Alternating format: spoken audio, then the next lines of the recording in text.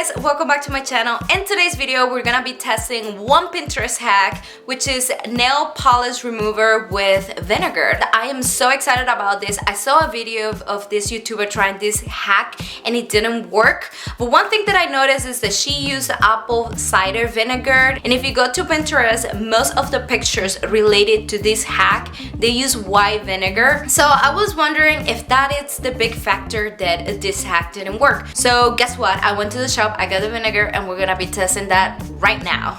For this DIY nail polish remover, I'm using 3 spoons of apple cider vinegar with 3 spoons of lime juice in one side, and on the other side I'm mixing the same amount of the product but with white vinegar and lime juice. I stir a little bit the mix, and then with a cotton pad I apply over the nail polish like usual to remove the product. Here you can see my results. This nail polish remover with vinegar didn't work, and I have open wounds on my fingers, and imagine what it is to put some vinegar and lime juice straight on those open wounds. It was like and now the bedroom where I record smells nasty.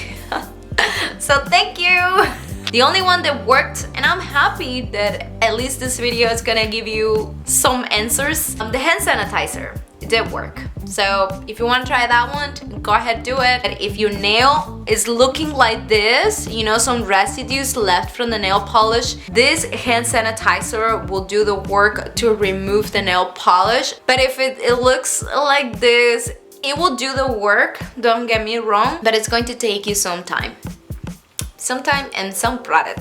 Thank you so much for watching. If you're interested in becoming part of this organic family, the only thing that you have to do is to hit the red button to subscribe and hit the notification bell so you don't miss any of my videos. And I hope I see you guys on Friday. Pura Vida!